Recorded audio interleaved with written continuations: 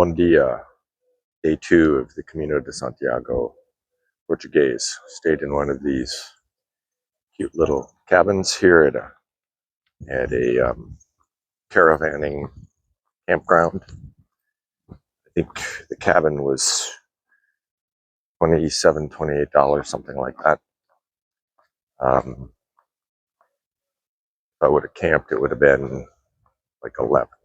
So I splurged for a bed. It was nice. It was clean.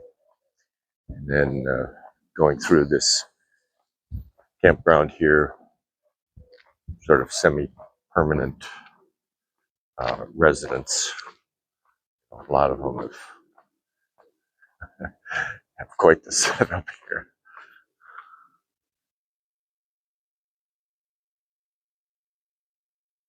It's just all tentage in front of just a little caravan kind of thing. Feeling pretty good today. I'll be going along the coast like I was yesterday, which was wonderful, and I'm very glad that I made that choice to go along the coast, get a little bit of the experience of the Portuguese coast. The sand, the beaches, everything, the little coastal villages, fishing villages, working fishing villages, before I head inland and go through more of the agricultural areas. So first half of today will be along the Atlantic, and then I'll be heading inland to go on the main route of the Portuguese Camino. So let's see what happens today.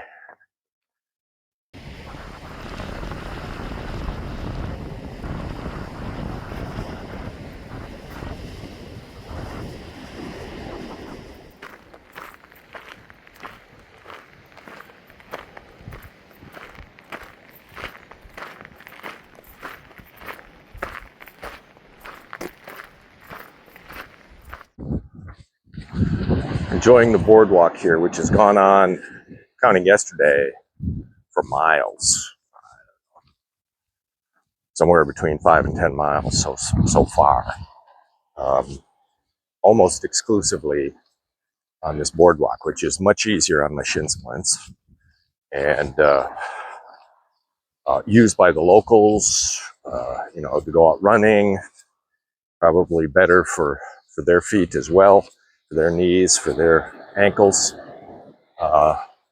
Bicyclists, very nice. And even in some places, the boardwalk will like split, so you can go a little inland, you can go a little sort of right on the beach. Very sort of nice and very organic. I'm surprised how many peregrinos I've seen so far. I wasn't anticipating this. Of course, the Portuguese route is not as frequented as the Française route coming from southern France. And the coastal route on the Portuguese route is less trafficked, and even at least for a while yesterday, and I'm not sure like right now, I might not even be on the main coastal route itself, because sometimes it will, run down roads and streets and things like that, rather than just sort of like on the dunes on these boardwalks. But it's very pleasant. I'm starting to see some of the same peregrinos. I mean, this is literally the second morning. And just talked to someone who was at the restaurant last night. Didn't talk to them, but last night, but today, I was like, were you at the restaurant last night? Yeah, okay.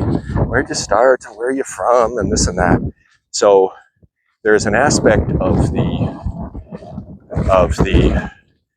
Camino de Santiago that is very sort of social. You end up seeing some of the same people, and sure I'll experience that even more once I swing over. I believe this afternoon I will swing over and sort of take a route, an alternate route, if you will, to go inland and down the central route, which is going to give me an opportunity to be more in the uplands, more in the agricultural area, and through more, shall we say, remote villages, but also being more heavily trafficked, getting perhaps even more of a social experience. One of the peregrinos I met said that the alberga here, I guess it's behind me now, last night was like booked. So even here in early May, even on an alternate route,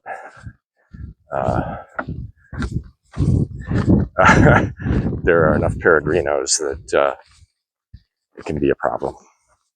But I'm enjoying the day. Partly cloudy skies, cool temperatures, nice breeze, good atmosphere all the way around.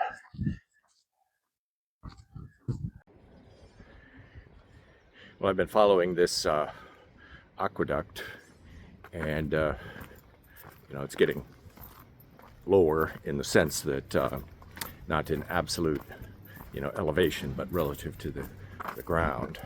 And in some parts here, so here are some pillars that are left, and you can see in some of the homes nearby, obviously these stones, in still, medieval times maybe, were incorporated in walls around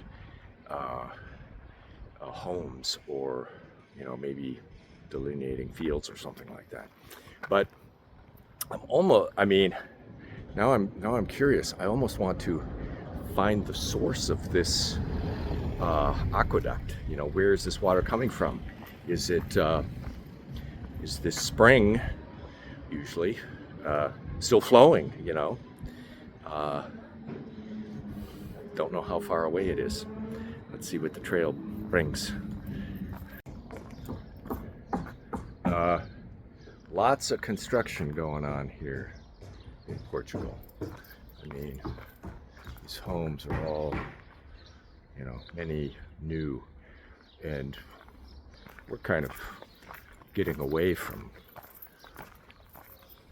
certainly the urban area.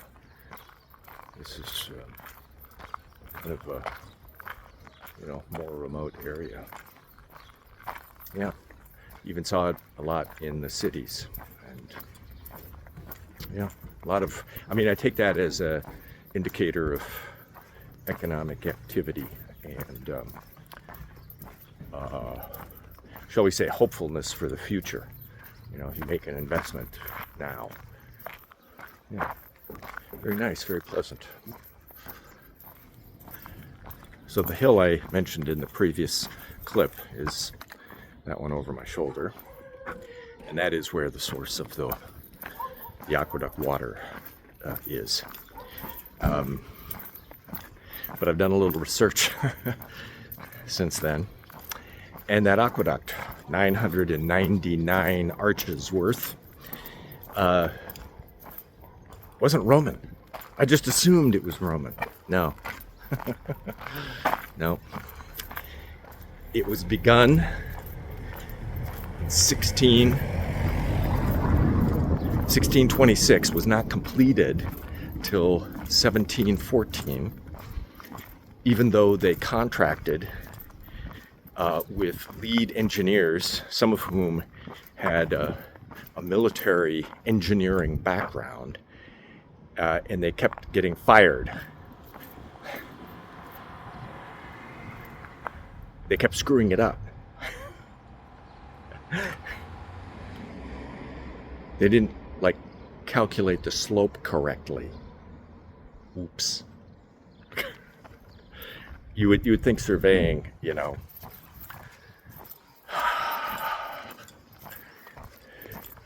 1700s would have been a little more accurate than that, but no. And the other thing that I discovered was it wasn't to provide a water source for the city as a whole. No, it was designed to supply a convent in the central city. So it's the Aqueduct of Santa Clara. And it was just going to their convent. And it took, 90 years to complete, nearly. And within probably less than that 90 years, I think it was something like 70 years, it had become derelict. And some of the arches had been collapsed. So, didn't build them like the Romans did, I guess.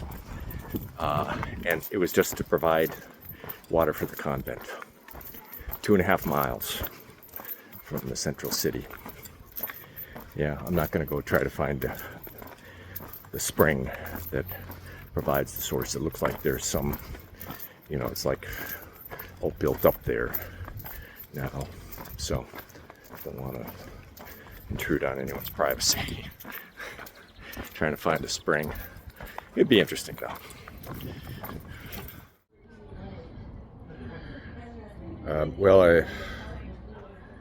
Once I made it to San Pedro de Redes, I was pretty dehydrated. I was expecting to get some water along the way, and I really didn't. And I was in sort of a rural area, and by the time I got there, I sort of didn't have much of an idea. It was about 5 o'clock, so I went into the alberga here, the hostel, and it might be run by the town. I'm not sure. It's run on donations only. They have laundry, showers, so it's good. There isn't even a supermarket anywhere nearby, so I went out to a restaurant. Most of these places have a Camino rate last 2 nights, and I've had a breakfast this way and a lunch this way, where like for dinner it was both times it was vegetable soup, an entree, a starch, vegetables, a small salad, beer or wine, and dessert for 15 euros. Pretty good deal. So my attitude is much better, and I'm going to have a shower, and day 2 of the Camino is winding down.